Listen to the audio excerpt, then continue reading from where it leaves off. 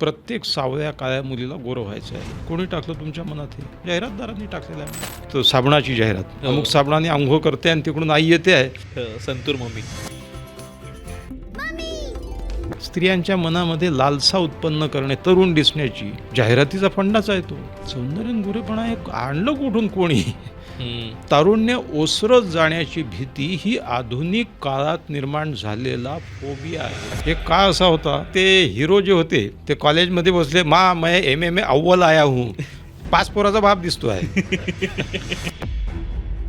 हिरोचे वय कमी झाले, म्हणजे आई 30ची 35ची तरुण आया लागायला लागल्या फिल्म इंडस्ट्रीला. माझे केस पांढरे दिसायला लागले की भीती वाटायला लागली की मी म्हातारा होतोय का, मी म्हातारी होते का. तर ही भीती खरंच एक्झिस्ट करते का? कुत्रा, लांडगा, गाढव, हरिण, वाघ कधीतरी मरायचं आहे, वृद्ध व्हायचं असा विचार नाही करत. माणूस हा एकमेव प्राणी आहे. त्याच्यामुळे तरुणपणा ओसरणं इज इक्वल टू वृद्धपणा येणं is equal to some day I am going to die. माझ्या मोबिलिटीला आता काही अडथळे येतील, मला कोणावर तरी अवलंबून राहावं लागेल. तर असे आणखीन काय काय इम्पॅक्टिंग फॅक्टर्स आहेत की ज्यामुळे ही भीती आणखीन मोठी होत जाते. द मोस्ट इम्पॉर्टंट ती रिटायरमेंटची कॉन्सेप्ट सुद्धा इतकी लोकांच्या अंगावर येते की आणि मग माझा स्वतःबद्दलचा आत्मविश्वास हरवतो. तर खरंच ज्येष्ठत्व हा कमीपणा आहे का? मी 60व्या वर्षी 1 कोटी 5 कोटीचा मालक झालो आणि मग सायकल घेऊन बाहेर पडलो. साहेब चालले, सायकल चालवायचं हौस आहे साहेबांना. हे मोठ्या उद्योगपतीचं वाक्य आहे. People won't take you seriously till you earn money and you earn money through experience, knowledge. By that time you become senior, not old. Ageing gracefully घ्यायचंय म्हणजे सतत चकचकीत दिसायचंय, ते सुद्धा किती योग्य आहे? The more you are natural people will accept you. Rajinikanth मला फार आवडतो या कारणासाठी. मेकअप करतो, हिरो म्हणून अजूनही काम करतो आणि ज्या क्षणी मेकअप उतरवला, टक्कल, पांढरे केस, कशाची लाज बाळगत नाही. तुला म्हणतात तसं लाज कमी करण्याचा एकमेव उपाय म्हणजे ती उघड्यावर टाकणे. आयुष्यामध्ये जितने कुदरती रहो उतने जिंदगी के पास रहोगे. वय हा नैसर्गिक टप्प्याचा सगळा भाग आहे. जुलिया रॉबर्ट्सच आहे बहुतेक. अतिशय सुंदर टिपण आहे तिचं की माझ्या चेहऱ्यावरील सुरकुत्या मी मिरवते, कारण ही प्रत्येक सुरकुती मी घेतलेल्या प्रदीर्घ अनुभवाची साक्षीदार आहे, माझी सखी आहे, सोबतीण आहे.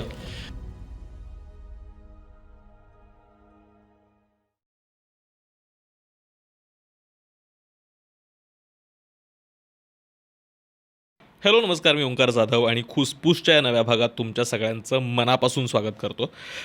आपण कायमच खुसपूसवरती असे सगळे विषय चर्चेला आणतो ज्याबद्दल आपण उघडपणे बोलत नाही किंवा ते असे अगदीच अडगळीत कुठेतरी टाकून देतो आणि फक्त त्या विषयांचा चोथा करत राहतो मनामध्ये आणि ते चर्चेला आणत नाही. आजचा सुद्धा विषय तितकाच महत्त्वाचा आहे आणि खरं तर याच्या आधीसुद्धा आपण वृद्धत्वा रिलेटेड एक एपिसोड केला होता. त्याच्यानंतरसुद्धा बऱ्याचशा कॉमेंट्स आल्या आणि बरंचसं ऐकायचं होतं लोकांना, म्हणून खरं तर आज आपण हा एपिसोड करतो आहोत ज्यात आपण वृद्धत्वाच्या भीतीबद्दल बोलणार आहोत. म्हणजे मला खरंच माझ्या आईचं उदाहरण इकडे आठवतं की माझ्या आईने यावर्षी नुकतीच 60 क्रॉस केली आहे आणि माझ्या घरी आजी पण आहे जी आता 90+ आहे. तर अर्थात डिमेन्शिया आहे, स्क्रिझोफेनिया आहे, ती विसरते, धडपडते आणि माझ्या आईला ना आम्ही आता बघतोय त्या फेजमधनं जाताना तिचं असं होतं की अरे बापरे, मी 60ची झाले का, बापरे, म्हणजे आता मी म्हातारी झाले आणि मग मी आता आजीसारखी होणार. तर ते सतत तिच्या कुठल्या तरी बोलण्यात येत असतं की अरे बापरे, आता मी म्हातारी होती आणि त्यात एक भीती जाणवते, त्यात एक धसका जाणवतं. तर नेमकं काय आहे ही भीती? का वाटते म्हातारपणाची भीती? त्यात किती लॉजिक आहे, किती आजूबाजूच्या गोष्टींमधनं हे तयार झालं आहे, हे सगळं एक्सप्लोअर करण्याचा आज आपण प्रयत्न करणार आहोत. आपल्यासोबत आहे डॉक्टर नंदू मुलमुले. स्वागत आहे सर तुमचं. आणि एक महत्त्वाची गोष्ट ती म्हणजे जर तुम्हाला अमुक तमुकचे हे एपिसोड्स आवडत असतील आणि तुम्ही अजूनही सबस्क्राईब केलं नसेल तर प्लीज करा. आम्ही बघतो जवळपास 60 ते 70% लोक आहेत जे रेग्युलरली एपिसोड्स बघतात पण सबस्क्राईब करायला विसरतात. जर तुम्ही अजूनही सबस्क्राईब नसेल केलं तर जरूर करा. मला सर सुरुवात इथपासूनच करायची आहे की खरंच ही अशी भीती एक्झिस्ट करते का? की कारण हे होतं ना की डोक्यावरती एक पांढरा केस दिसायला लागला की अरे बापरे, माझे केस पांढरे झाले. म्हणजे हल्ली ते काय 30-35शीतच केस पांढरे व्हायला लागले. त्याच्यामुळे कदाचित मी म्हातारा झालो असं वाटत जरी नसलं पण तरीसुद्धा हे एक लेजिट आहे की माझे केस पांढरे दिसायला लागले किंवा चेहऱ्यावरती सुरकुत्या यायला लागल्या, डार्क सर्कल्स वाढायला लागले की भीती वाटायला लागते की मी म्हातारा होतोय का, मी म्हातारी होते का. तर ही भीती खरंच एक्झिस्ट करते का? याच्याचपासून सुरुवात करूयात. भीती तर माणसाच्या अस्तित्वाचा प्राथमिक पाया आहे. भीती अनेक गोष्टींची असते आणि भीती is the fear is the most primary emotions of all emotions in human being. आपण इथे बोलतो आहो भीती तरुणपण ओसरण्याची आणि वृद्धत्व येण्याची, ज्येष्ठत्व येण्याची, आणि क्रूड भाषेत बोलायचं तर म्हातारपणाची. प्रश्न भीतीचा नाहीच आहे. भीती ही तर तत्वच आहे, आपल्या जगण्याचं तत्व आहे उत्क्रांतीच्या याच्यामध्ये. परंतु तारुण्य ओसरण्याची आणि म्हातारं होत जाण्याची भीती पूर्वी कधीही अस्तित्वात नव्हती. जोवर माणूस निसर्गाच्या जवळ होता, माणूस निसर्गाचा एक लेकरू म्हणून, निसर्गाचा एक घटक म्हणून जोवर होता, समजत होता, निसर्गाच्या सन्निध होता, तोवर तारुण्य ओसरण्याची, म्हातारपण येण्याची, किंबहुना मृत्यू कधीतरी येईल याचीही भीती नव्हती. तारुण्य ओसरत जाण्याची भीती ही आधुनिक काळाची देणगी आहे.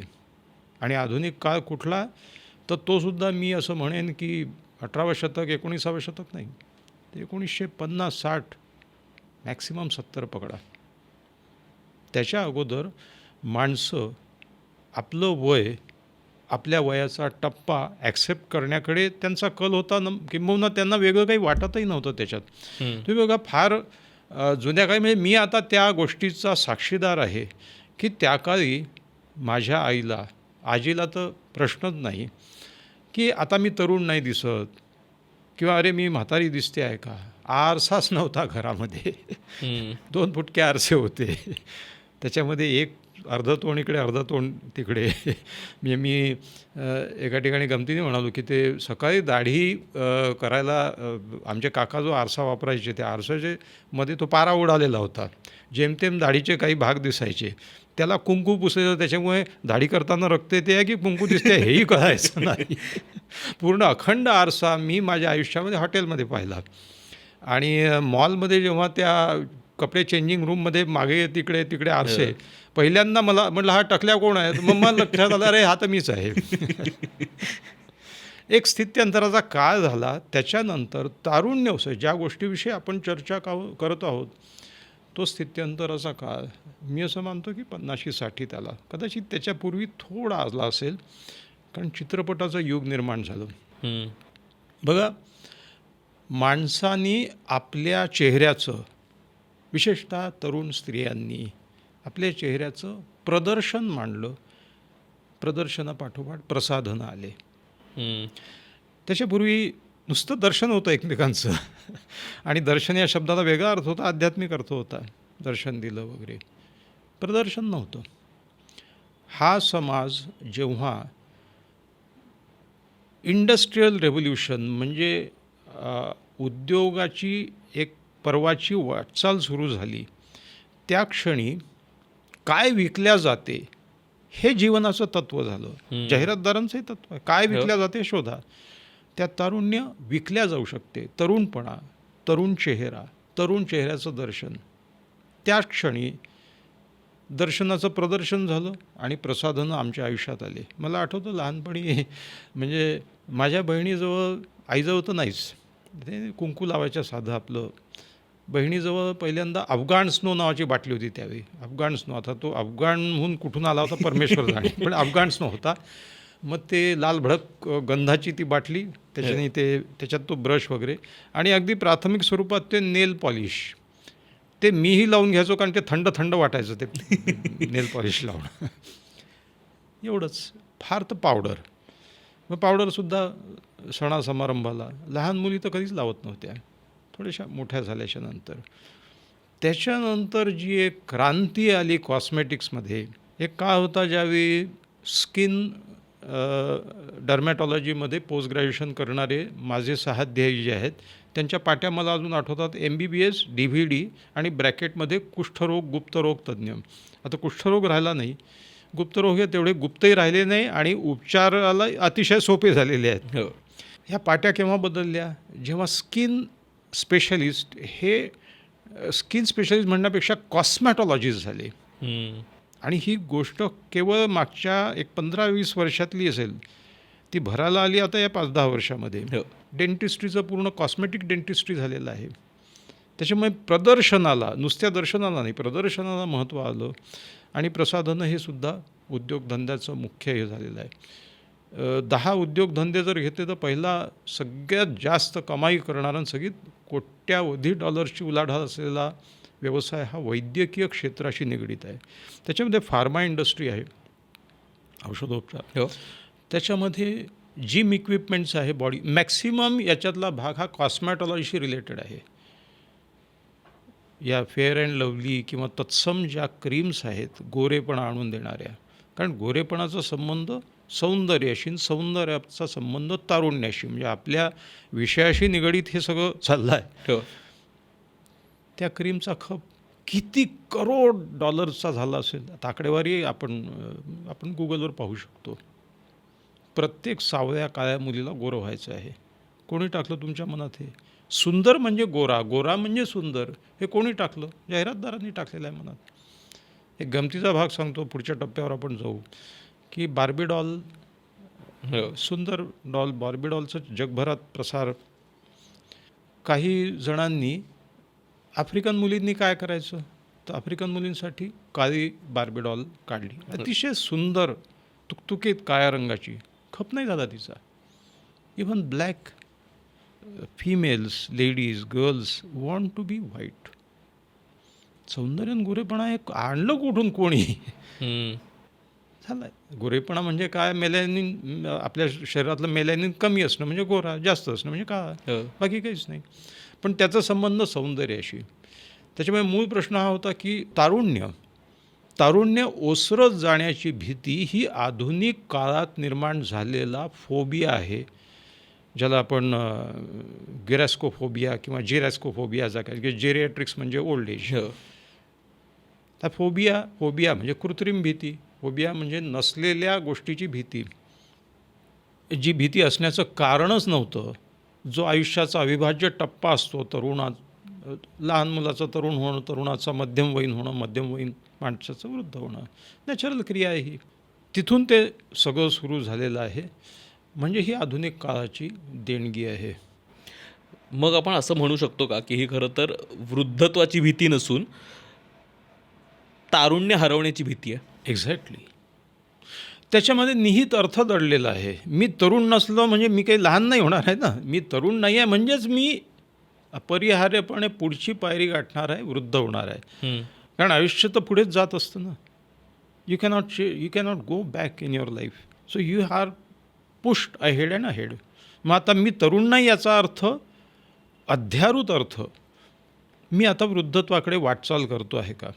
आणि खरं सांगायचं तर या सगळ्या तारुण्य टिकवण्याची जी अनिर्बंध धडपड आहे, याच्या सायकोडायनॅमिक्स म्हणजे याचं जर आपल्या मनोविश्लेषणात्मक तळ शोधायला जाल तर काही विशिष्ट या भीतीचे जी कारणं आहेत, त्या कारणाला अगदी ज्याला निमोनिक्स करता येईल त्याचं छोटंसं ते असं आहे की TCBSS. T terror management theory. अच्छा. आता मला माहीत नाही की टेरर शब्द याच्यात का टाकलेला आहे, पण टेरर मॅनेजमेंट थिअरी अशी सायकोडायनॅमिक थिअरी आहे. पहिली भीती अशी आहे टेरर मॅनेजमेंट थिअरीनुसार की माणूस हा एकमेव प्राणी आहे ज्याला आपण मर्त्य असण्याची आणि आपण वृद्ध होत जाण्याची जाणीव असते. जाणीव असणारा एकमेव प्राणी जगात माणूस. मी उदास आहे म्हणजे मी तर उदास आहेच, पण मी उदास आहे याची जाणीव होणं म्हणजे जाणीवेची जाणीव होणं. हो. मी आता तरुण नाही ही मला जाणीव व्हायला लागते, आणि याची मला जाणीव होणं की मला आता जाणीव होते आहे की मी तरुण नाही आहे. जरा कॉम्प्लिकेटेड आहे. रहस्याचं रहस्य, ज्याला गालिब गैब म्हणतो. तर हा जो भाग आहे, terror management theory says that man is the only animal who is aware of his mortality and his aging. आता ही सूक्ष्म स्वरूपात जाणीव निर्माण होते साधारण 35-40. कधीकधी तिशीतही, कारण कॉम्पिटिशन इतकी भयंकर झालेली आहे. एक काळ असा होता की हिरो डंगरे राहायचे आणि त्यांच्या आया कमीत कमी 60-70 वर्षाच्या, म्हणजे थरथर हात कापणारे वगैरे त्या पाय मशीन चालवायच्या, कपडे शिवायच्या, खोकलतच एंट्री व्हायची त्यांची आणि खोकत खोकतच संपायच्या त्या. कारण ते हिरो जे होते, आमच्या काळचे हिरो म्हणजे शम्मी कपूर आणि राजेंद्र कुमार आणि हे, ते कॉलेजमध्ये बसले, मैं एम अव्वल आया हूँ, 5 पोराचा बाप दिसतो आहे, पण त्यांच्या आयाही तेवढ्याच वृद्ध लागायच्या. हिरोचे वय कमी झाले, 25-20 मध्ये आई 30ची 35ची, तरुण आया लागायला लागल्या फिल्म इंडस्ट्रीला. आणि आपण पाहतोय रीमा लागू, स्मिता जयकर आणि इतर ज्या आहेत, त्यांना बिचाऱ्यांना आयाचे रोज करावं लागले, कारण ते वय कमी झालेले होते. तर हे तारुण्य ओसरण्याची जाणीव व्हायला लागते माणसाला 35-40मध्ये, कारण स्किन चेंजेस व्हायला लागतात, चेहऱ्यात बदल व्हायला लागतो. तू जसं म्हणाला की केस पांढरा, म्हणजे एक आई आली माझ्याकडे, पोरगी, ती म्हणे माझी पोरगी माझ्या अंगावर सारखी डाफरते. आई तू परवा पॅरेंट्स मिटिंगला आली, कसली गबाळे कपडे घालून आली. आई साडी नको घालू, ड्रेस घाल. कसं ड्रेस घालते आहे पंजाबीसारखा, जरा पॅन्ट आणि टॉप काहीतरी घाल. असं ऑस्ट्रेलियामध्ये आम्ही गेलो, पोरगी म्हणाली ते कसलं तू ड्रेस घालून आली, तू पॅन्ट शर्ट घालून ये. कोणासाठी दिसायचं आहे मला, इथे कोण ओळखणार आहे मला. नाही, तू माझी आई आहे. माझी आई वृद्ध दिसणं म्हणजे मी सुद्धा वृद्ध होत जाण्याची जाणीव मला होते आहे. तर ती आई म्हणाली, माझ्याकडे आलेली, ती म्हणाली माझी मुलगी पांढरा केस दिसला माझा की उपटते. अगं केस उपटू नको, माझे केस कसले उपटते, नाही तुझे पांढरे केस मला जाणीव करून देतात की मी तुझं वय होत चाललं, म्हणजे मी सुद्धा त्या वाटेनेच चाललेली आहे. कृतांत कटकामल ध्वज जरा दिसो लागली, पुरस्सर गदांसवे झगडता तनू भागली. मोरोपंतांचं काव्य आहे. कृतांत कटकामल ध्वज जरा, ही जशी जरेचा ध्वज म्हणजे वृद्धत्वाचा ध्वज आहे पांढरा केस, म्हणजे गमती तू छान आहे ते सगळ्या मोरोपंतांचं काव्य. तर तो ध्वज दिसल्याबरोबर लोक आजकाल घाबरतात. पूर्वी तो ध्वज म्हणून मिरवायचे, आता नाही. Fear of losing youth. Terror management थिअरीमध्ये ते असं मानतात की वृद्ध होण्याची जाणीव होणे, वृद्धत्व जवळ, आणि वृद्धत्व म्हणजे त्याची परिणती कशात होणार, मृत्यूची. अजून मृत्यू कुठेही जवळ नाही, पण सूक्ष्म स्वरूपात माणसाच्या मनाच्या तळाशी ती एक जाणीव सतत असते. आणि माणूस हा एकमेव प्राणी आहे ज्याला मृत्यूची सूक्ष्म स्वरूपात सतत जाणीव असते. एक तर आपल्या भोवताली घडत असतात, दुसरी गोष्ट अशी की कुत्रा, लांडगा, गाढव, हरिण, वाघ कधीतरी मरायचं आहे, वृद्ध व्हायचं असा विचार नाही करत. त्यांना मृत्यूची जाणीव होते मृत्यूच्या काही, फार तर 1-2 दिवस, फार तर काही तासापूर्वी. तोवर ते कुढत बसत नाही की एक दिवस मरायचं आहे. मना वृथा का भीसी मरणा, दार सुखाचे ते हरी करुणा, असं काव्य त्यांना करायची गरज नाही, कारण ते काही घाबरत नाही आहेत. त्यांना जाणीवच नाही आहे त्याची, जाणीव ठेवत नाही. माणूस हा एकमेव प्राणी आहे. त्याच्यामुळे तरुणपणा ओसरणं इज इक्वल टू वृद्धपणा येणं is equal to some day I am going to die. अगदी 5-6 वर्षाचा मुलगा, एक माणूस माझ्याकडे आला, थोडा माझा 5 वर्षाचा मुलगा म्हणाला की मी मरणार आहे का. आजीचा मृत्यू झाला होता काही दिवसापूर्वी, आम्ही तर त्याला तिकडे नेलंही नव्हतं, पण मग त्यांनी कुठून ऐकलं माणूस मरतो, मी मरणार आहे का. आता याला काय उत्तर द्यावं. हो बेटा, तू सुद्धा असं नाही बोलतायत, लहान मुलांना नाही म्हण. तर terror management theory. See control. आपण का घाबरतो. तारुण्य ओसरतं आहे, थोडंसं आता आपला कंट्रोल जाईल, माझा ताबा जाईल, माझा भोवतालच्या लोकांवरचा, परिस्थितीवरचा ताबा निसटेल. कारण ताबा कोणाचा असतो, तरुणाचा. मी तरुण आहे म्हणजे मी बलिष्ठ आहे, शक्तिशाली आहे, आणि मी, मग ती जिद्द असते ना तारुण्यातली, कुछ भी लड़के जाएंगे करेंगे, सुनेंगे लोग, नहीं सुनेंगे तो मारेंगे उनको. आता हा जो जोम आहे, आणि हे सगळं मानसिक पातळीवर चाललं आहे बरं. 40चे योद्धे नव्हते असं नाही आहे. हो. पण माणूस 40ला आला की त्याला उगाच वाटायला लागतं की नाही, माझा आता मी तरुण नाही, म्हणजे आता माझा कंट्रोल जाईल, म्हणजे मी आता जे मनात आणेल ते नाही करू शकणार, म्हणजे आता प्रत्येक ठिकाणी सोसायटी माझं डिस्क्रिमिनेशन करेल. मी काही वर्षापूर्वीची गोष्ट आहे, आता नाही. दुकानात गेलो शर्ट निवडायला, तो माझ्यासमोर प्लेन रंगाचे शर्ट आणून टाकतो. मी म्हणतो तू फुलांचे का नाही दाखवत? नाही सर, आपको जरा आपके इसको मॅच नाही होऊंगा. का? कोणी सांगितलं तुला मी फुलांचे घालून जाईल? गोव्याच्या बीचवर नाही, पुण्याच्या सदाशिव पेठेत हिंडेन फुलांचा शर्ट घालून. तुम्हाला ती जाणीव लोक करून देतात की तुमचा, म्हणजे ती जाणीव व्हायला लागतं की आता माझा कंट्रोल नाही आहे, माझा कंट्रोल राहणार नाही. The most important social fear is that you will lose control over people. म्हणून मुलगी आपलं लग्न ठरवते आणि अत्यंत चांगला मुलगा जरी निवडला तरी बाप रागावतो.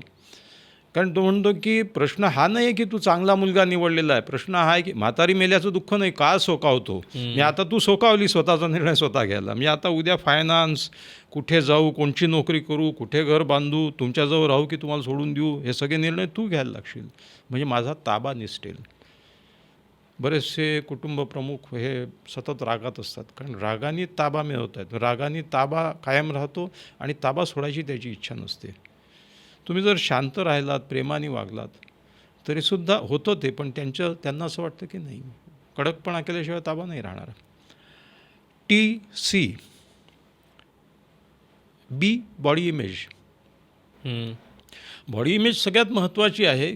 जेव्हा मी माझ्या शरीराकडे पाहायला लागतो, आरशामध्ये पाहायला लागतो, थोडीशी डोळ्याखाली असं सॅगिंग होते आहे, थोडीशी त्वचा ओघळते आहे का, थोडंसं माझ्या शरीराच्या सुरकुत्या थोड्या वाढल्या, ह्या वेन्स दिसत नव्हत्या, पूर्वी दिसायला लागलेल्या आहेत. छोट्या छोट्या गोष्टी, सूक्ष्म गोष्टी माणूस बॉडी इमेजशी ताडून पाहतो. माझ्या मनात एक बॉडी इमेज आहे की आय एम लुकिंग यंग,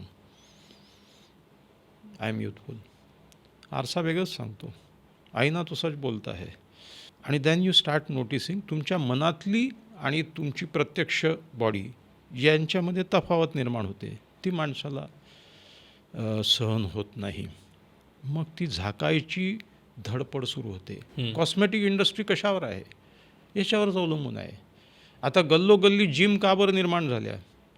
व्यायाम अनैसर्गिक आहे. कोणीही प्राणी व्यायाम करत नाही. व्यायामाची गरज नाही, कारण ती जीवनशैलीच हाच व्यायाम आहे. आम्हाला व्यायामशाळा निर्माण करावं लागल्या, कारण आमच्या जीवनातला व्यायाम निघून गेला ना. आम्ही आमच्या शरीरातला व्यायाम देत नाही ना या युगामध्ये. आम्ही लिफ्टमध्ये बसतो, मोटारीत बसतो, आम्ही कुठेच आमच्या शरीराला कष्टवत नाही. म्हणून गल्लोगल्ली व्यायाम. पूर्वी एवढ्या जिम नव्हत्या, कोणत्या जिम होत्या? आखाडे राहायचे, त्याच्यामध्ये पारंपरिक भारतीय ते मुद्गल फिरवणे वगैरे ते राहायचे. आता किती अत्याधुनिक व्यायामशाळा गल्लोगल्ली झालेल्या आहेत. छोट्या छोट्या गावांमध्ये 2 दुकानं वाढलेले आहेत, ब्युटी पार्लर आणि जिम. तालुका लेव्हलला ब्युटी पार्लर्स, भुवया कोरायच्या आणि नख उपटायचे. वाय? इव्हन एक छोटी गोष्ट सांगतो, छोट्या तालुका लेव्हलच्याही स्त्रियांना सौंदर्याचं ध्यास आहे, त्यांना टिकवायचं आहे. वाईट नाही आहे, चांगलीच गोष्ट आहे, मी काही त्यांच्यावर टीका नाही करत. तालुका लेवल, एक गायनेकॉलॉजिस्ट मला सांगत होती, तालुका लेवलची एक बाई आली, बाई म्हणजे समजा 25ची होती, गरोदर होती, बाळंतपणासाठी आली, डिलिव्हरी झाली, नॉर्मल डिलिव्हरी, छान झालं. ती म्हणाली, मॅडम माझं नाक अप्र आहे, तुटकं आहे थोडंसं, आणि मला ते जरा सरळ करून घ्यायचं आहे. तर म्हणे, अगं तुझं लग्न झालं, छान नवरा तुझ्यावर प्रेम करतो, चांगलं कुटुंब आहे तुझं, मुलगाही झालेला आहे तुला, आता कशाला चेहऱ्याचं बदल? तो काही फारही नाही. नोटीसमध्ये येतं की नाक अप्र आहे, पण त्याने काही फरक नाही पडत. आपल्याकडे मुमताज निम्मी नटी होत्या की ज्यांचं नाक अप्र होतं, म्हणून त्या आधी रिजेक्टही झाल्या, पण नंतर तर त्याच सौंदर्याचं हे झाल्या, इक्विव्हॅलंट टू ब्युटी. नाही मॅडम, मला मध्ये ती 3-4 वर्ष आली नाही. तिने 4 वर्षांतर आली, तर तिने नाक सरळ करून प्लास्टिक सर्जरी करून घेतली होती. बापरे. तर ह्या गायनेकॉलॉजी बाई म्हणाल्यावर, तू? हो म्हणे, मी गेली, मला ते असं वाटत होतं की आता काही भीती असू शकतात माणसाच्या मनात की माझं अप्रनाक आहे, नवरा मग माझ्यावर प्रेम करणार नाही, जे काय असेल ते. और she may be just telling her body image की चाफेकरी सरळ मोठं नाक म्हणजे सुंदर आहे. तर गमतीचा भाग असा की ती दुसऱ्या डिलिव्हरीला आली आणि त्यावेळी तिने ती सर्जरी करून घेतली होती. म्हणजे ठीक आहे. तिची आई बसलेली होती. हिचं वय 35, आईचं वय 55 असेल समजा. ते आई म्हणे माझंही करून घेऊ की, ती आपल्या नाकाची होती, माझंही ऑपरेशन करून घेऊ की काय म्हणे असं वाटायचं मला. तुमचं कशाला करून घेतलं बरं राहते म्हणजे चांगलं दिसते. आपण हसतोय पण it may be their need. Everybody has is no own need to look youthful, look nice. आता यूथचा याच्याशी काय संबंध आहे? सौंदर्याचा संबंध पुन्हा तरुणपणाशी आहे. तरुणपणाचा संबंध चांगलं दिसण्याशी आहे. आणि एक सेट बॉडी इमेज आहे, TCB. S is stereotypes. आपल्या समाजामध्ये एक स्टिरिओटाईप आहे, एक प्रकारचं दंडक आहे. अमक्यानी हे केलं पाहिजे, तमक्यानी या वयाच्या माणसाने हे केलं पाहिजे, त्या वयात. तू अजून लहान आहे, तुला नाही कळणार, तू गुपचूप बैस.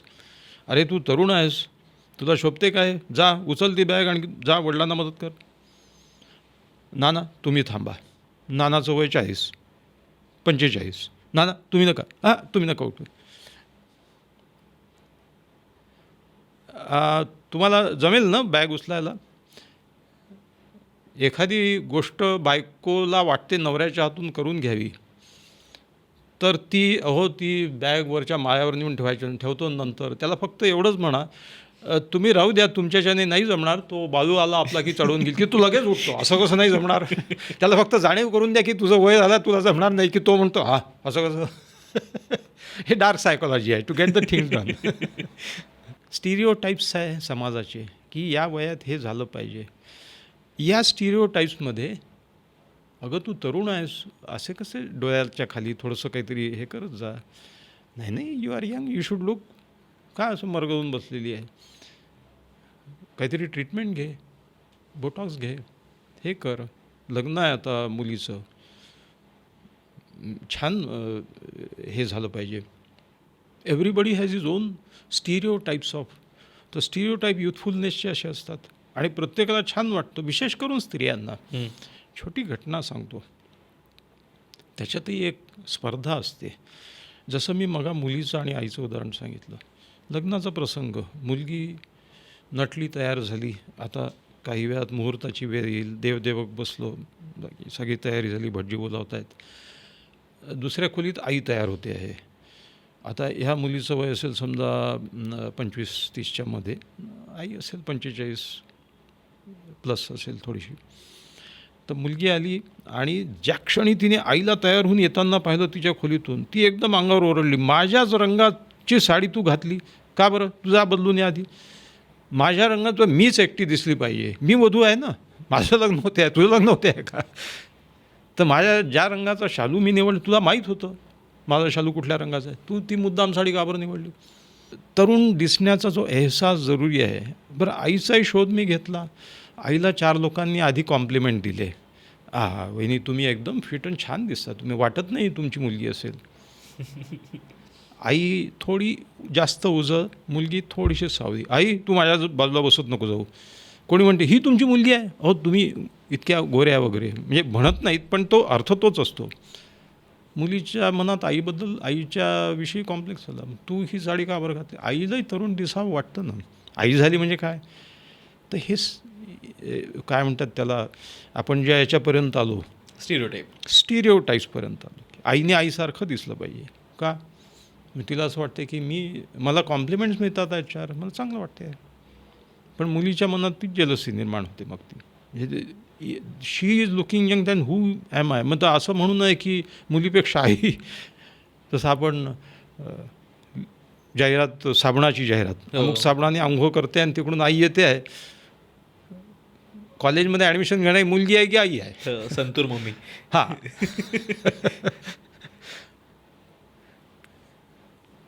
स्त्रियांच्या मनामध्ये लालसा उत्पन्न करणे, तरुण दिसण्याची, जाहिरातीचा फंडाच आहे तो. जाहिरातदार आणि शासक फंडा एकच आहे. भीती निर्माण करणे की तुम्ही म्हातारे होत आहात, भीती निर्माण करणे की तुमच्यावर कोणतरी आक्रमण करणार आहे. त्याच्या पुढचं आहे आम्ही आहोत, आम्ही तुम्हाला तरुण दिसवू, आम्ही आहोत, आम्ही तुमचं रक्षण करू परराष्ट्रापासून. Induce and instil fear in them, and then when that fear becomes a reality, psychological reality in them, tell them we are the saviors, we will save you. मला याला जरून हे विचारायचं आहे की जर एवढ्या सगळ्या कारणांमुळे ती वृद्धत्वाची भीती इंड्यूस होती आहे, म्हणजे यातली नैसर्गिकरित्या येणारी भीती किती आहे? आणि कारण हे अर्थात होऊ शकतं ना की म्हणजे अर्थात त्याचा ब्युटी आणि सौंदर्य आणि त्याच्या परिभाषा याच्यासोबत जोडलेला जवळचा संबंध आहे की मी आता आधी इतका चांगला दिसणार नाही किंवा मी आता आधी इतकी चांगली दिसणार नाही. कदाचित माझ्या मोबिलिटीला आता काही अडथळे येतील, मला तितकं पटकन उठून पळता येणार नाही, तितकं पटकन उठून काहीतरी कामं करता येणार नाही, ते लिमिटेशन्स येतील. कदाचित मला कोणावर तरी अवलंबून राहावं लागेल, कारण आपण ते बघतो की वृद्ध झाल्यानंतर मग कोणाची तरी गरज लागते आणि मग मला काठीची गरज लागेल, मग काहीतरी चालता चालता पडले आणि पाठ मोडली तर कमरेचं काहीतरी ऑपरेशन करायला लागेल आणि मग मला घरच्यांवरती अवलंबून राहायला लागेल. तर अशा आणखीन काय काय इम्पॅक्टिंग फॅक्टर्स आहेत की ज्यामुळे ही भीती आणखीन मोठी होत जाते आणि त्याचा पुढचा टप्पा हा की त्याचा परिणाम काय होतो. म्हणजे अर्थात काहीतरी क्रीम लावणं, काहीतरी बरं दिसण्यासाठीची प्रोसिजर्स करणं हा एक त्याचा भाग आला, पण मनावर सुद्धा त्याचा काय परिणाम होत राहतो ज्यावेळेस मला भीती वाटायला लागते की अरे बापरे, मी आता वृद्धत्वाकडे चाललो आहे किंवा चालली आहे. हा याचा संबंध मी त्या शेवटच्या मुद्द्याशी लावतो की terror management theory, control, body image, stereotypes आणि शेवटचं आहे social clock theory. Social clock थिअरीमध्ये कल्चरली तुमच्याकडनं तुमचे रोल्स एक्सपेक्ट केलेले असतात. जसं आपण म्हणतो की समजा तुम्ही एखाद्या मुलाला 5व्याच्या ऐवजी 7व्या वर्षी शाळेत इतका मोठा झाला शाळेत नाही टाकलं अजून. कल्चर डिमांड की या एजला हेच झालं पाहिजे. लग्न झालं, किती वर्ष झाले? 2 वर्ष. काही गुड न्यूज, अजून काही त्याच्या मागे लागतात. एक झाला की अजून किती, दुसऱ्यामध्ये नाही 2 पाहिजे वगैरे वगैरे. त्याच्यानंतर हे ठरलेले हे आहेत. एखाद्याने लग्न नाही केलं, आता केव्हा 32 झालं लग्न. एक मुलगी म्हणाली की मी माझ्या फॅमिलीच्या सोशल गॅदरिंगमध्ये जातच नाही, कारण जो उठतो तो हेच विचारतो केव्हा लग्न करणार, केव्हा करणार, करून टाक आता एकटं. Social clock. तर तसं तरुणपणाचंही आहे. आता हे जे आहे विशेष करून ही जी भीती आहे ही असहाय्यता, होपलेसनेस अँड हेल्पलेसनेस. वृद्धत्वामध्ये कोणती अशी भयानक गोष्ट दडलेली आहे की ज्याच्यामध्ये लोकांनी इतकं घाबरावं एजिंग होण्याचं. द मोस्ट इम्पॉर्टंट एक तर कंट्रोल जाईल आणि दुसरं हेल्पलेसनेस. मी डिपेंडंट होईल, मी असहाय्य होईन. माणसाला कुठल्याही स्टेजला he doesn't want to be helpless, असहाय्य. He doesn't want to be dependent. परावलंबित्व हे माणसाला नको वाटतं. मी असलो पाहिजे. तुम्ही एखाद्या माणसाला आधार द्यायला जा, नाही मी चालू शकतो, काही प्रॉब्लेम नाही. तो धडपडत चालत असतो पायऱ्या. आपल्याला वाटतं कुठे पडेल आणि दुसरा प्रॉब्लेम होईल, पण तो हां मी घेत, अरे इतनी उमर नहीं हुई रे, बस जा मैं आता हूँ. He tells again and again himself, he reminds himself that he is fit. शेवटी आता हे जे फिटनेसचे हे आलेले आहेत 60मध्ये 6 पॅक ॲब्स आणि हे काय, वृद्ध लोक ते स्नायू दाखवताना मला तर फार अनैसर्गिक वाटते ते. पण उगाच असं चांगली गोष्ट आहे फिट राहणं, त्याच्याबद्दल नाही. प्रदर्शन कशाला करतात त्याचं, किंवा प्रदर्शन करण्यासारखं त्याच्यामध्ये मला असं म्हणायचं आहे की अगदी चांगलीच गोष्ट आहे फिट राहणं. फिट राहिलंच पाहिजे. फिट राहिलंच तू इंडिपेंडंट राहिला आणि हे. परंतु तरुण दिसण्याशी स्पर्धा करणं, तरुणपणाशी, ते चांगला नाही वाटत कुठेतरी. तर हा जो भीतीचा भाग आहे वृद्धत्वामध्ये, ही भीती दडलेली आहे की माझा कंट्रोल जाईल, मी परावलंबी होईन आणि मी असहाय्य होईन. आणि याची परिणती, याच्या बेसला भीती मृत्यूची आहे. मृत्यूच्याही भीतीमध्ये पहा, आता मग तू जे आईचं उदाहरण दिलं तर त्याच्यामध्ये 2 गोष्टी आहेत. मृत्यू हे तो शाश्वत सत्य आहे. हो. Death is the destiny of life. ते वाक्य असं आहे अरिस्टॉटलचं की कोणाचं तरी की death may be the destiny of life but the pursuit of life is happiness. माणूस आनंदासाठी हे करतो. पण आनंद कशात आहे? जर तरुण दिसण्यात आनंद मानला तर माणूस कायम तरुण राहण्याची धडपड करतो असं म्हणावं लागेल त्याचं. दॅट्स अ फ्युटाईल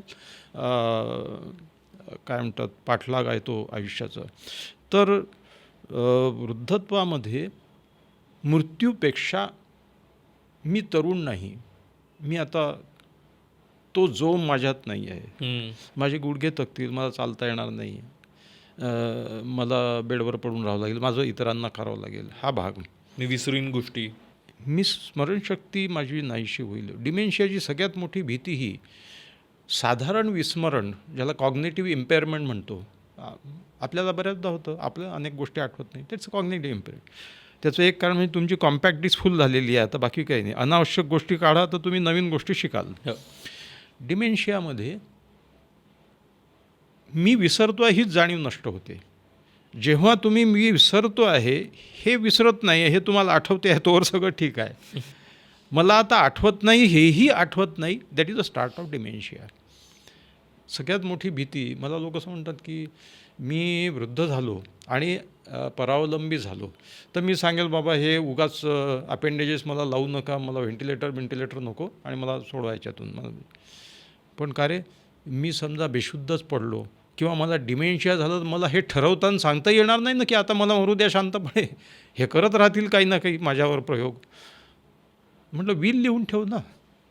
ज्या क्षणी मी माझ्या सेन्सेसमध्ये राहणार नाही त्या क्षणी मला फीडिंग करू नका, नर्सिंग करू नका, काही म्हणजे व्हेंटिलेटर आणि ह्या भानगडी करू नका, कुठलंही एक्सटर्नल अपेंडेज लावू नका, माझं आयुष्य प्रवाह करू नका. तेव्हा मृत्यूपेक्षा वृद्धत्वाची भीती जास्त आहे.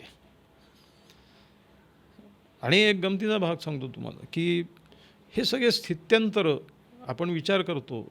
एकत्र कुटुंब पद्धती होती तर लहान मुलगा घरामध्ये आजोबाई पाहायचा, वडीलही पाहायचा, मोठे काका, लहान काका, असे सगळ्या एजचं रिप्रेझेंटेशन त्याच्यासमोर असायचं. त्याच्यामुळे त्या काळामध्ये आणि एकत्रित कुटुंबामध्ये old age was accepted by children, youngsters, everybody. शेवटी कसं आहे की सिद्धार्थ जन्माला आला आणि तो चक्रवर्ती राजा होणार असं भविष्य वर्तवलं गेलं. तर त्याच्या वडिलांनी विचार केला की याला कुठल्याही जीवनातल्या दुःखाचं दर्शनच होऊ नये. Till he married, he had a son, he was not expose to any fatality of life. आजार, वृद्धत्व आणि मृत्यू या तिन्ही गोष्टीला एक्सपोजर नव्हतं. ज्या क्षणी ते एक्सपोजर झालं, एक दिवशी तो नगरात फिरायला बाहेर पडला आणि त्यांनी एक वृद्ध माणूस पाहिला, आजारी माणूस पाहिला, दरिद्री माणूस पाहिला आणि एकाची शवयात्रा, मृत्यू पाहिला.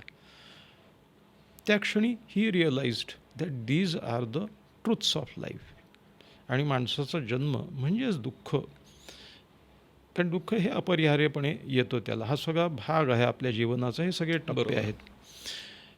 आपल्या एकत्रित कुटुंब पद्धतीमध्ये हे एक्सपोजर व्हायचं एजच्या सगळ्या स्टेजचं.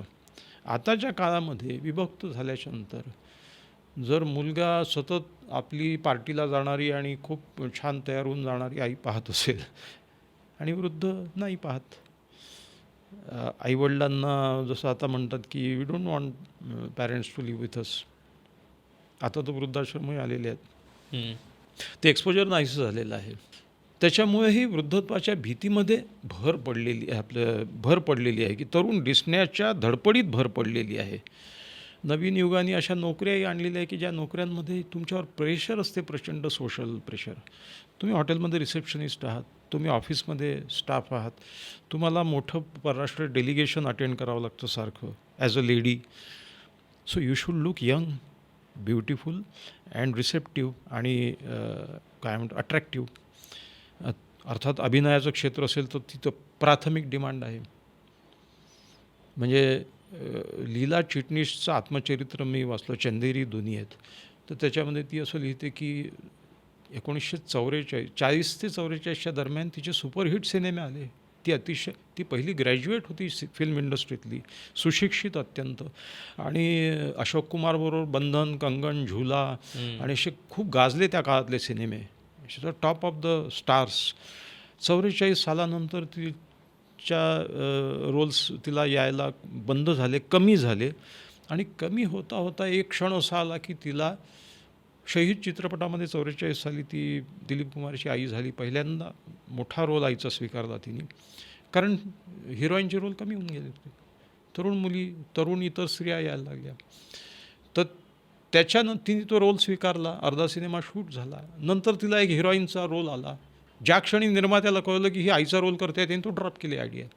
त्या काळी तो असं होतं की या सिनेमातून तो आईचा रोल केला, तिला नंतर हिरोईन म्हणून कोणीच घेणार नाही. आता तरी बऱ्यापैकी लिबरल वातावरण आलेलं आहे.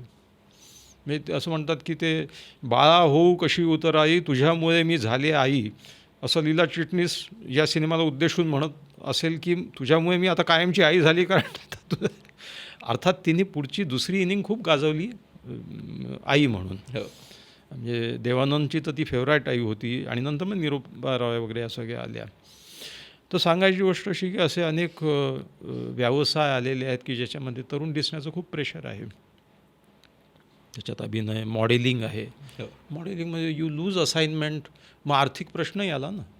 मी जर तरुण नाही दिसलं तर माझे असाइनमेंट जातील, पैसा जाईल, हे येईल.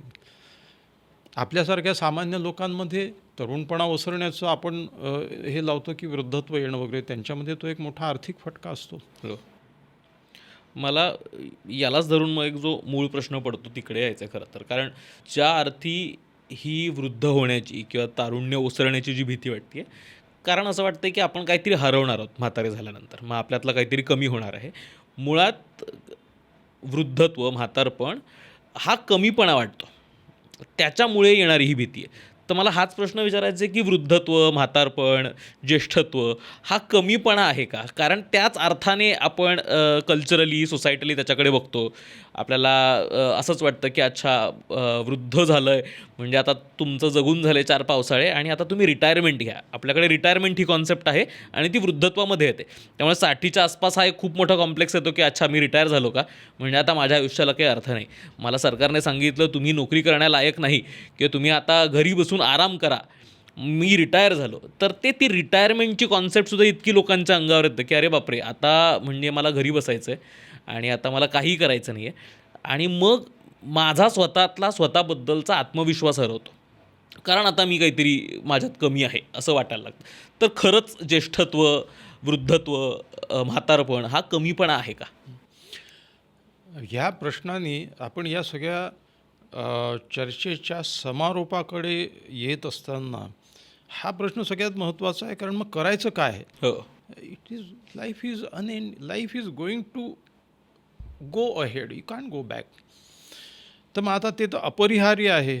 ते टाळणं आणि ते टाळण्याची धडपड करणं, ते टाळणं सुखावं असेल तरी चालेल. माझं म्हणणं असं की जरूर तरुण दिसण्याचा प्रयत्न, धडपड करत राहा, काही हरकत नाही. It's a pleasure to look young and it's nice thing. ज्या क्षणी ते प्रेशर होतं, ज्या क्षणी तुमची केविलवाणी धडपड सुरू होते, त्या क्षणी ते अननॅचरल होऊन जातं. त्या स्टिपवरनं न जाण्यासाठी आणि हा फोबिया घालवण्यासाठी, की आपण ज्याला जिरॅस्कोफोबियापासून सुरुवात केली की वृद्ध होणं म्हणजे इतकं वाईट आहे का? अजिबात नाही. या गोष्टीची सुरुवात, आता खरं सांगायचं तर हा कन्सेप्ट सगळा रिलेटिव्ह आहे. कसा? जसं 1857 साली भारतीय माणसाचं आयुर्मानच 25 वर्ष होतं ॲव्हरेज. खूप लहान मुलं दगावायचे. 1947 साली जेव्हा आपल्याला स्वातंत्र्य मिळालं, आयुर्मान 32 वर्ष होतं. 50 वर्ष आयुर्मान व्हायला 1970 उजाडावं लागलं आणि आता ते 70च्या आसपास आहे ॲव्हरेज लाईफ एक्सपेक्टन्सी. त्याचप्रमाणे मग वृद्धत्व आणि तारुण्य याच्याहीचा सगळ्या कन्सेप्ट वेगळ्या व्हायला लागल्या. एक छान स्टडी आहे. 20च्या मुलांना विचारलं की मध्यम वय म्हणजे तुमच्या दृष्टीने किती वय? तर बहुतेकांनी 99% लोकांनी उत्तर दिलं 40 म्हणजे मध्यम वय. 40च्या लोकांना विचारलं का मध्यम वय म्हणजे किती? मध्यम वय म्हणजे 60 बीट. 60 वर्षाच्या लोकांना विचारलं मध्यम वय 71 वगैरे म्हणे, अजून नाही. ह्या सगळ्या रिलेटिव्ह गोष्टी आहे माणसाच्या. माणूस वयाच्या ज्या टप्प्यावर आहे त्या टप्प्यावरती तो ते तारुण्याची कन्सेप्ट सोडायला तयार नसतो. हे सगळ्या रिलेटिव्ह गोष्टी आहे. आणि खरी गोष्ट हीच आहे की तुम्ही जोवर तरुण समजाल स्वतःला तोवर तुम्ही तरुणच आहात. शारीर बदल ही गोष्ट तारुण्यातली एक गोष्ट आहे ना. तारुण्य म्हणजे काय? जोम, उत्साह, नवनव्या असाइनमेंट्स अंगावर घेणे, आव्हानं पेलणे. हे 60चा माणूस नाही करू शकत, बिलकुल करू शकतो. तरुणपणा म्हणजे काय डिफाईन करा. नुसतं शरीर म्हणजे नाही. शारीरिक बदल हे तर एजिंगचे बदल आहेत. हे तर जसं आपण म्हणतो की दर 7 वर्षांनी माणूस नव्याने जन्म घेतो. दर 7 वर्षांनी तुमचं पूर्ण बॉडीतला प्रत्येक पेशी बदलून जाते, नवी आलेली असते. तुमची त्वचा एका महिन्यात झडते, नवीन येते. तुमच्या पोटातले जे सेल्स आहे आतमधले डायजेशनची 3 दिवसात नवीन येतात. तुमचे रेड ब्लड कॉर्पसेल जे आहेत ते 21 दिवसात नवीन येतात. तुमचे हाडं जे आहेत ते संपूर्ण नवीन होतात 7 वर्षात. They are the longest which take time to be renewed. हे सगळं रिन्युएबल आहे आपलं शरीर.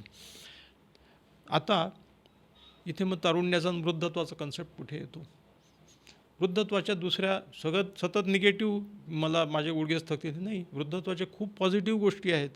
देर आर न्यू काय म्हणतात त्याला assignments which nature gives you at the end of every phase of life. Okay. New rewards. कुठले? तुमचं 40शीला येता येता तुम्हाला आयुष्याची सर्वसाधारण जाण येते जी तरुणपणी नसते. तुमच्याजवळ गाठीशी अनुभव येतो. तुम्हाला जीवनातले खेळ काय ते समजायला लागतात. तुम्हाला काय म्हणतात त्याला अनुभवाने येणारी परिपक्वता असते. तुम्हाला एक साधारणपणे ओव्हरऑल आयुष्य व्यवहार याचं जनरल ज्ञान येते.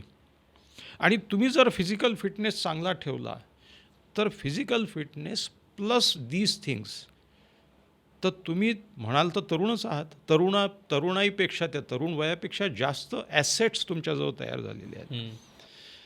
त्याच्यामुळे ageing is a positive thing because if you keep fit then you are plus with knowledge also, experience also, wisdom also. Plus ज्येष्ठांना एक प्रकारचा मान असतो. ज्येष्ठांना एक प्रकारची काय म्हणतात त्याला समाजामध्ये त्यांच्याकडे आदराने पाहिलं जातं. मी 25 वर्षाचा असताना एखाद्या ऑफिसमध्ये जाऊन कलेक्टर काही काम आहे माझं, मी जाऊन त्यांच्यापुढे माझं इम्प्रेशनच पडणार नाही. हे पोरगा आलेला आहे तर काहीतरी बोलतो आहे. मी 65व्या वर्षी जाऊन कोणाला काही सांगितलं ते असं का बरं क्योंकि ये एक्सपिरियन्स बंदा है. तरुण असताना पेशंट्स कमी येत होते. माझं नाव नंदू मुलमुले. लोक म्हणाले नंदू नावाच्या डॉक्टरकडे नाही येणार कोणी, नंदकुमार करून घ्या. अनेक ठिकाणी माझं नाव नंदकुमारच घेतात. तर नंदकुमार मुलमुले पाठी लावली. तर म्हणजे नंदू नावाच्या सायकेट्रिस्टकडे कोणी येईल का? नंदकुमार ते नाव अनेक ठिकाणी चुकीचं पडल्यामुळे त्या डॉक्युमेंटची सगळी फेरफार करावं लागली. मग 60त येता येता मला लक्षात आलं की मी कुठलंही नाव ठेवलं असतं तरी तरुणपणी यायचे कमीच येणार पेशंट. नवीन डॉक्टर असतो. तुम्ही कार्डिओथोरॅसिक जो तुम्ही बायपास करायला जा. ज्यांनी प्रॅक्टिस सुरू करून 2 वर्ष झाले आहेत त्याला त्याची जी बायपास सर्जरीची जी फी आहे ती एक्सपिरियन्स डॉक्टरच्या 1/5 असते. हा 1 लाख घेईल, तो 5 लाख घेईल, तर हा 1 लाखात करतो. कोण देणार त्याच्या हातात दिला? तो एक्सपिरियन्स आहे नाही आहे. एक्सपिरियन्स्ड कार्डिओथोरॅसिक सर्जन असेल त्याची फी खूप ठेवू शकतो तो, because he has gained experience. Ageing gives you experience. Ageing gives you extra knowledge. Ageing gives you that extra edge. EDGE over AGE. त्याच्यामुळे हा सगळा एजिंगचा चांगला भाग आहे. आणि तुम्ही फिटनेस कायम राखाल तर म्हणून मागे आपण एका पॉडकास्टमध्ये बोललो होतो की if you are 60 and you are physically fairly fit you are the best age of your life. तुम्ही आपल्या आयुष्यातल्या सर्वोत्तम वयात आहात. कारण तुमच्याजवळ आता बऱ्यापैकी गाठीशी पैसा आहे. तुम्ही आपले सगळे छंद, आपल्या आवडी, आपल्या हॉबीज जोपासू शकता. तुम्हाला विचारणारं कोणी नाही. तुम्हाला समाजात एक आदर आहे, मान आहे. आणि आता फिजिकली करण्यासारख्या गोष्टी कमी झालेल्या आहेत. आता काही जाऊन तलवार घेऊन लढाई करायची नाही कुठे जाऊन. तुमच्या सगळ्या कम्फर्टच्या गोष्टी वापरू शकता. You are in the best of age because तरुणपणाच्या ज्या इतर मायनस गोष्टी असतात, पैसा नाही आहे, अनुभव नाही आहे, एक्सपिरियन्स नाही आहे, लोक तुम्हाला सिरियसली घेत नाही आहेत. People will not take you seriously if you don't earn money. मी समाजसेवक म्हणून सायकल घेऊन बाहेर पडलो असतो 20व्या वर्षी, तर कोणी मला अरे इसको कुछ नहीं जमा बोल के ये कर रहा है सब. मी 60व्या वर्षी 1 कोटी 5 कोटीचा मालक झालो आणि मग सायकल घेऊन बाहेर पडलो. आहे साहेब चालले, सायकल चालवायचं हौस आहे साहेबांना. हे मोठ्या उद्योगपतीचं वाक्य आहे. People won't take you seriously till you earn money, and you earn money through experience, knowledge. By that time you become senior, not old. Become senior, don't become old. आणि वय होणे किंवा म्हातारं होणे, आमचं वय झालं आता आमचं काय, हे तुमचं वाक्य तुम्हाला म्हातारपण आणवून देते, तुम्हाला म्हातारं करते. तेव्हा हा सगळा मानसिक कन्सेप्ट आहे. आणि या युगात तर जर तारुण्याची धडपड करणाऱ्या गोष्टी आल्या असतील ज्या वाईट आहेत, समाज माध्यम आहे, इंस्टाग्राम आहे, याचा फोटो आहे, तिचा फोटो आहे, ती अजून कशी छान दिसते, हिला एक मुलगा आला तरी ती हिरोईनचं काम करते, अशाही गोष्टी आहेत ना. 60 वर्षाचा असून किती छान मेंटेन करतो आहे, सगळं कामं करतो आहे, धडपड करतो आहे. So old age is an asset, not old age, seniority is an asset. ज्येष्ठता हा एक ॲसेट आहे, हा एक प्लस पॉईंट आहे, ही एक जमेची बाजू आहे. असं धरून जर माणूस जगायला शिकला. आणि शेवटचा मुद्दा सांगतो तो याच जे फार मोठं गौतम बुद्धाचं मोठं तत्त्व आहे, ॲक्सेप्टन्स. मी पुन्हा पुन्हा या गोष्टीचा उच्चार करत असतो, याही गोष्टीचा. Accept that these are the stages of life. 4 सुरकुत्या आल्या, 4 गोष्टी, त्या टाळायचा प्रयत्न करा जरूर. तरुण दिसण्याच्या धडपडी कायम ठेवा जरूर. अट्टाहास धरू नका. शिंग मोडून वासरांमध्ये शिरणं ते नाही चांगलं. Act according to your age. वयानुरूप जीवन स्वीकारा, आयुष्य स्वीकारा, शरीर स्वीकारा. तर बॉडी इमेज, स्टिरिओटायपीज, तुमच्या सोशल क्लॉक्स, कल्चरल डिमांड्स याच्या पलीकडे जाल तुम्ही. आणि मग आयुष्य हे अधिकाधिक एन्जॉय कराल. आणि ओसरत्या तारुण्याने दुःखी होणार नाही. मला अगदी शेवटचा प्रश्न आहे की हल्ली आमच्या जनरेशनमध्ये हे शब्द खूप वापरतात की किती ग्रेसफुली एज झालं आहे कोणीतरी. म्हणजे मग आपण ज्यावेळेस काय आशा भोसले बघतो की ज्या काय आता ऑलमोस्ट 90ला आल्यात आणि अजूनही गाणं गातात, वेगवेगळे कॉन्सर्ट्स करतात. आपण झीनत अमान बघतो हल्ली. आमच्या जनरेशनमध्ये झीनत अमान फार पॉप्युलर आहे की इतकी ग्रेसफुली एज झाली आहे, जी अजूनही म्हातारी पण दिसते पण तिच्या एक थाटात फिरते ती. किंवा रेखा बघतो आपण, अमिताभ बच्चन बघतो, आणि आपण म्हणतो की असे ग्रेसफुली एज होतात माणसं. तर हे ग्रेसफुल एजिंग चं सुद्धा दडपण घेतात काही लोक. म्हणजे मग आपण बघतो की काहीतरी ना वय खूप दिसतं आहे आणि मग एक अचानक खूप प्रयत्न करायला लागतात की नाही पांढरे केस झालेत का, मग मी की 70ची आहे का, 75ची का, पण मी अजूनही काळे रंगवणार केस.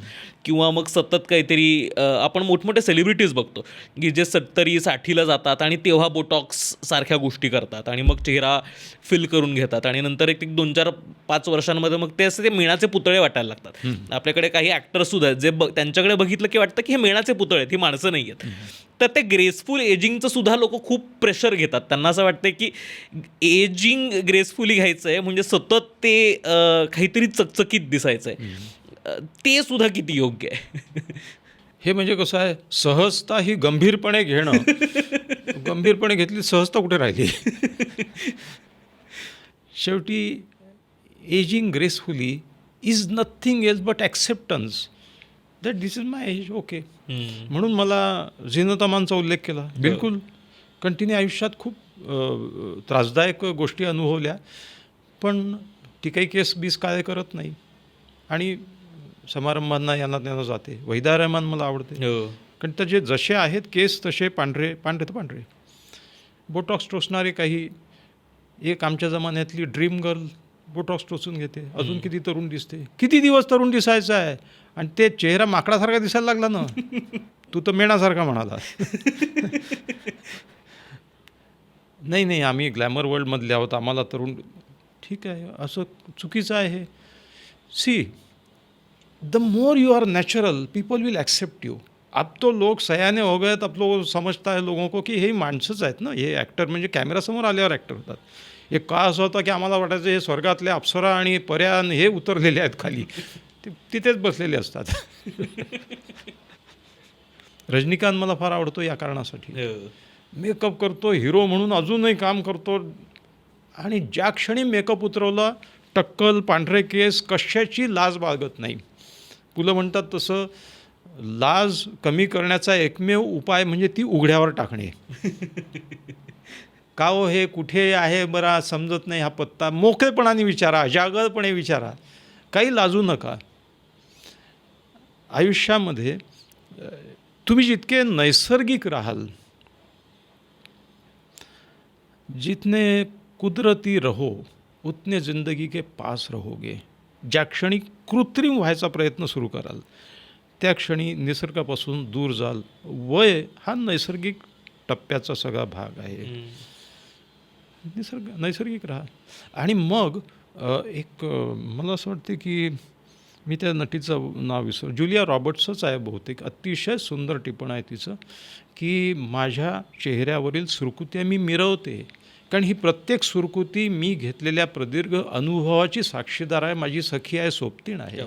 त्याच्यामुळे या सुरकुत्या हेच माझं सौंदर्य आहे.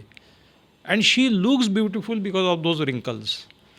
म्हणजे मी असं ऐकलं की काही तरुणी ज्या आहेत, त्या ज्या ग्लॅमर वर्ल्डमधल्या मोठ्याने हसत नाही, कारण हसण्याने त्या मंकी लाईन्स दिसतील, असं एकदम करत नाहीत, कारण मग ते वर्तुळ येतील. हे कसलं लाईफ आहे. मोठ्याने हसता येत नाही, डोळे मिचकवता येत नाही, कारण मग त्या झुरिया दिसायला लागतील वगैरे. तर त्या हिचं खूप छान हे आहे की ठीक आहे, ह्या सगळ्या ज्या मंकी लाईन्स आणि हे सगळं आहे, नैसर्गिक आहे. आणि तुम्ही शेवटी acceptance that you are a child of the nature, and nature has space, accommodation for every age. ज्येष्ठांसाठी तिथे जागा आहे, सगळ्यांसाठीच आहे. त्यांची काही समाजाला फार मोठे देणगी आहे, समाजाला फार मोठी उपयोगिता आहे. आता आम्ही निरुपयोगी झालो नाही, खूप मोठी उपयोगिता आहे. People will turn to experience. म्हणून दर्शनशास्त्र, philosophy is the base of life. Psychology has emerge from philosophy. अनेक सायंटिस्ट फिलॉसॉफीतूनच बाहेर आलेले आहेत. हा सगळा भाग आहे.